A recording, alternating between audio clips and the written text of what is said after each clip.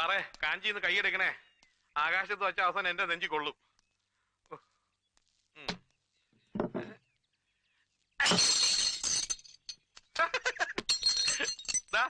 ഇത്രയേ ഉള്ളൂ കാര്യം.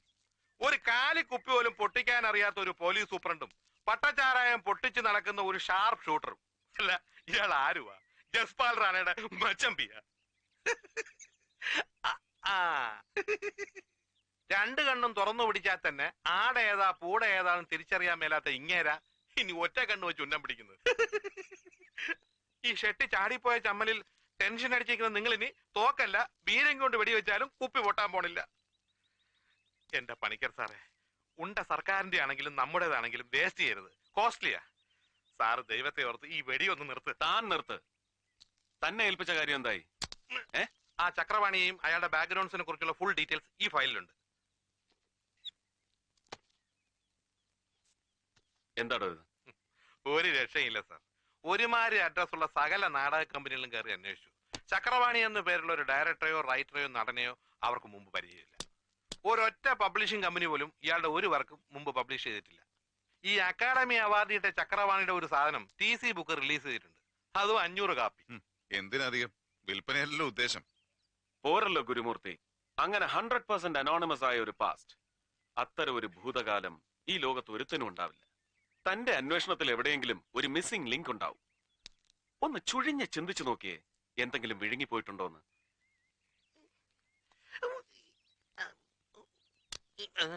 എടോ, വിഴുങ്ങിയത് പുറത്തെടുക്കാൻ താൻ ഇനി അപ്പിയുടെ ഓക്കാനിക്കൊന്നും വേണ്ട. ഒന്ന് ആലോചിച്ച് നോക്കാനേ പറഞ്ഞോളൂ. കായംകുളത്ത് ഒരു ട്രൂപ്പിലെ കിളവൻ മാനേജർ പറഞ്ഞു, അന്നത്തെ അവരുടെ സൂപ്പർ സ്റ്റാർ ആയിരുന്ന മഞ്ചേരി മാധവി എന്നൊരു നടിയുണ്ട്. അവളെ ചക്രവാണി എന്നൊരു കർത്തം വലിക്കാരെ അടിച്ചോണ്ടുപോയി. ആ ചക്രവാണി തന്നെയാണ് ഈ അവാർഡുകാരൻ ചക്രവാണി എന്നാ കിളവൻ പറയുന്നത്. അസൂയ. അസൂയാണെന്ന് എന്താ ഇത്ര ഉറപ്പ്? ഞാൻ അന്വേഷിച്ചു. മഞ്ചേരി മാധവി എന്നൊരു നടി ഇപ്പോഴും ഉണ്ട്. ചത്തിട്ടില്ല, ജീവിച്ചിരിപ്പുണ്ട്. പക്ഷെ പ്രേമിച്ചതും ഒളിച്ചോടിയതൊന്നും നമ്മുടെ ചക്രവാണിയുടെ കൂടെ അല്ല, ഒരു പാവം വെളിച്ചപ്പാടന്റെ കൂടെ, അയ്യപ്പൻ. താൻ ഈ മാധവിയെ നേരിൽ കണ്ടോ? ഇത്രയും ഡീറ്റെയിൽസ് കിട്ടിയ സ്ഥിതിക്ക് അതിന്റെ ആവശ്യമില്ലല്ലോ. ആവശ്യമുണ്ട്. മാധവിൻ തന്നെയായിരുന്നു പേര്. അത് പണ്ട്. ഇപ്പൊ ഞാൻ മറിയാണ്. ഒരു വെളിച്ചപ്പാടന്റെ ഭാര്യയായിരുന്ന നിങ്ങളുടെ ഈ മതം മാറ്റം നിങ്ങളുടെ ഭർത്താവിന്റെ സമുദായത്തിന് എങ്ങനെ അംഗീകരിക്കാൻ കഴിയും? ഒരുത്തന്റെ അംഗീകാരം എനിക്ക് വേണ്ട സാറേ. ഈ കത്തനാരച്ചന്മാരും കൊള്ളാം, കന്യാസ്ത്രീ മഠവും കൊള്ളാം. ഒരു ദേവീക്ഷേത്രത്തിലെ വെളിച്ചപ്പാട് അസുഖം വന്ന് വീണൂന്ന് കേട്ടപ്പോഴേ അവന്മാര് ചാടി വീണു. അയാളുടെ ഭാര്യയെ തന്നെ തൂക്കിയെടുത്തോണ്ട് പോയി മതവും മാറ്റി പേരും മാറ്റി കഴുത്തിൽ ഒരു കുരിശു ഇട്ടു വന്നു. കണക്ക് നോക്കുമ്പോ പിടികിട്ടിയ കുഞ്ഞാടുകളുടെ ലിസ്റ്റില് ഒരു വെളിച്ചപ്പാടിന്റെ ഭാര്യയെ കണ്ട കാശു മുടക്കി ഇറ്റലിയിലെ സായിപ്പന്മാർക്ക് സന്തോഷാവൂല്ലേ? ചെമ്പകക്കാവിലെ വെളിച്ചപ്പാട് ഉറഞ്ഞു തുള്ളി തല പൊളിഞ്ഞു ബോധം കെട്ട് വീണുന്ന് സാറന്മാര് വായിച്ചു കാണൂല്ലേ പത്രത്തില്. ദേ തോന്നി അയാളുടെ കുടുംബത്തിൽ ഒരു 500 രൂപ അയച്ചു തരാഞ്ഞത് എന്താരും. ഒരുത്തരും ഒന്നും തന്നില്ല. വെളിച്ചപ്പാട് വെളിച്ചപ്പെട്ടില്ലെങ്കിലും സാരമില്ല. അന്തിമയക്കത്തിന് മാധവി ചേച്ചി ഒന്ന് വെളിപ്പെട്ടാൽ നിത്യചെലവിന് മുട്ടുവരില്ലെന്ന് അവിടെയുള്ള ചില വലിയ മുഴുത്തോമാര് വിളിച്ചു പറഞ്ഞു. കെട്ടിയവനെയും കുട്ടികളെയും പോറ്റാൻ ഞാനെന്താ അത് ചെയ്യണമായിരുന്നോ? പള്ളിക്കാര് കരിഞ്ഞില്ലായിരുന്നുവെങ്കിൽ ഞാൻ ചിലപ്പോ അതും ചെയ്തു പോയേനെ. അമ്പലമെങ്കിൽ അമ്പലം, അന്തോനിസ പുണ്യാളനെങ്കിൽ അന്തോനിസ പുണ്യാളൻ, അല്ലാഹുവെങ്കിൽ അല്ലാഹു. അത്താഴത്തിനുള്ള അരി ആരൊപ്പിച്ചു തരുന്നുവോ ഞാൻ അവരുടെ കൂടെയാ. എന്താ സാറേ, അത് പാടില്ലെന്നുണ്ടോ നിങ്ങളുടെ നിയമത്തിൽ? മതി മതി, ആ വിഷയം നമുക്ക് വിടാം. ഞങ്ങൾക്കറിയേണ്ടത് അവനെ കുറിച്ച് മാത്രമാണ്. നിങ്ങളുടെ ആദ്യ ഭർത്താവില്ലേ ചക്രപാണി, അവനെ തന്നെ. ഇവരോട് പറഞ്ഞതിൽ കൂടുതലായി ഒന്നും എനിക്കറിയില്ല. 10-20 കൊല്ലം മുമ്പ് നടന്നൊരു പഴങ്കഥ, അതൊക്കെ ഞാൻ എന്നേ മറന്നു. ഈ കോൺവെന്റിലെ ചട്ടങ്ങൾ അനുസരിച്ച് ഇതിൽ കൂടുതൽ എന്തെങ്കിലും സംസാരിക്കണമെങ്കിൽ പൗലോസച്ചന്റെ അനുവാദം വേണം. ഓ, എന്റെ അനുവാദമാ. ഈ കോൺവെന്റ് എന്നൊക്കെ പറയുന്നത് പെണ്ണുങ്ങൾ ഒറ്റയ്ക്ക് താമസിക്കുന്ന സ്ഥലമല്ലേ? നിയന്ത്രണത്തിന് വേണ്ടി ഒരു ചട്ടം, അത്ര തന്നെ. ആ ചക്രപാണിയെ കുറിച്ച് ഈ പറഞ്ഞതിൽ കൂടുതലൊന്നും അവൾക്കും അറിയാമെന്ന് എനിക്ക് തോന്നുന്നില്ല. സാറിന് ആവശ്യമുണ്ടെങ്കിൽ അവളെ കൂടുതൽ ചോദ്യം ചെയ്യുന്നതിന് ഞാനൊരു തടസ്സമല്ല. അനുവാദം തന്നിരിക്കുന്നു. എന്താ? ഓ അച്ചോ, ആ മേസ്തിരി എന്താടോ? ആ മേസ്തിരി ഇതുവരെ വന്നില്ല. അപ്പൊ ലേ തിന്നു ഓടത്തില്ല എന്ന് സാരം. ആ ചെട്ടിയാരോട് ഞാൻ എന്നാ പറയൂ എന്റെ കർത്താവ്.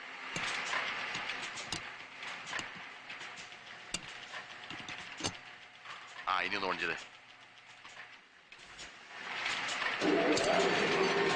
തമ്പുരാൻ കാത്തു.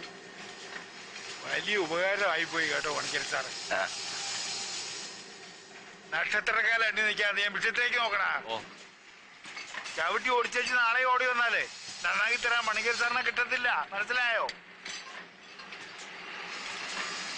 പോലീസിൽ ചേരുന്നതിന് മുമ്പ് മെക്കാനിക്കലായിരുന്നു ഇല്ലയോ? ഓ, അതിന് പോലീസിൽ കയറിയിട്ടും വലിയ വിശേഷമൊന്നുമില്ല. അവിടെ ഇതൊക്കെ തന്നെ പണി. അത് പറ, അങ്ങനെ വരട്ടെ. അതല്ലേ ഇത്ര വലിയ കൈത്തഴക്കം.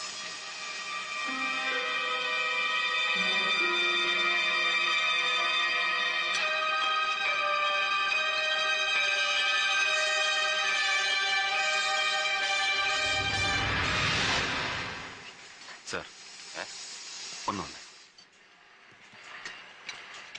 Seems very very familiar. എവിടെയോ ഇതുപോലൊന്ന് കണ്ടിട്ടുണ്ട്, ഓർമ്മ കിട്ടുന്നില്ല.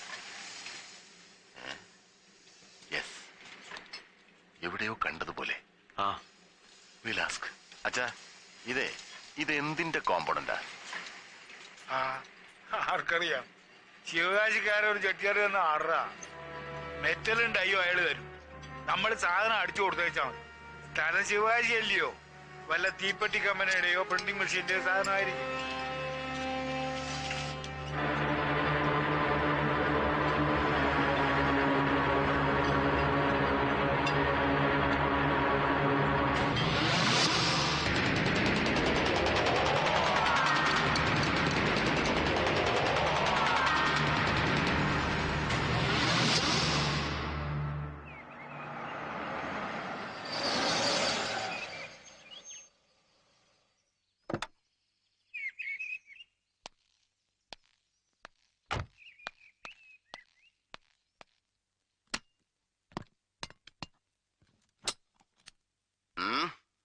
AK-47 Anton Kalashnikov 47.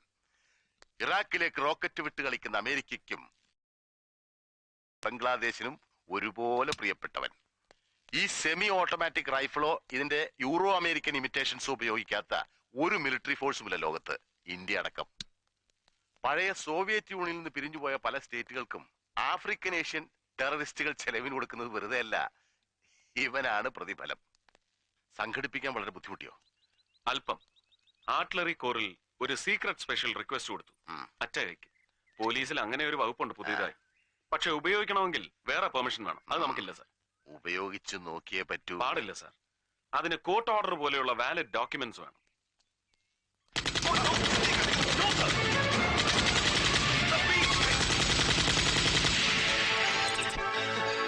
എന്ത് ഭ്രാന്താണ് ഈ കാണിച്ചത്? Are you really mad? ഇത് വട്ട് തന്നെയാ.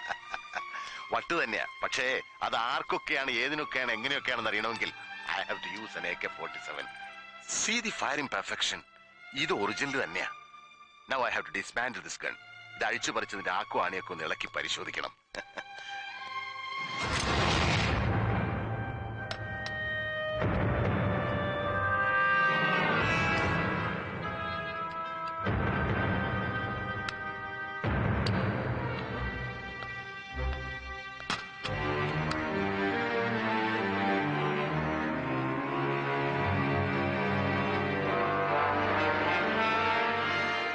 Come on, guys.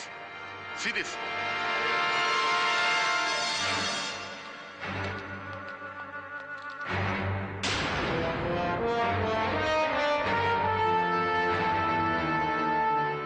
Come on. Use your brains. ഓർമ്മയില്ല? സൂക്ഷിച്ചു നോക്ക്. ഒരവനും ഓർമ്മയില്ല? മനസ്സിലായില്ല? Come on. ബുദ്ധി ഉപയോഗിക്കുക. Come on. എടാ മരത്തലയന്മാരെ, തലച്ചോറില്ല ഒരുവനും. കണ്ടിട്ടില്ല ഇതിനു മുമ്പ്? Please use your brain.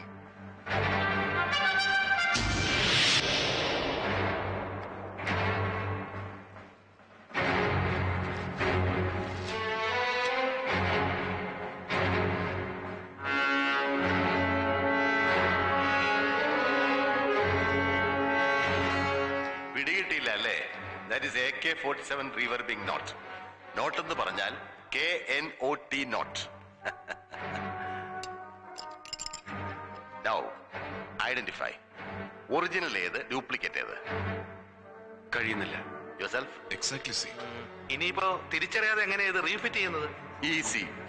ഈ റഷ്യൻ മെറ്റൽ അലോയുടെ തേർമൽ റെസിസ്റ്റൻസ് പവർ എന്ന് പറഞ്ഞാൽ 5000 ഡിഗ്രി സെന്റിഗ്രേഡ് ആണ്.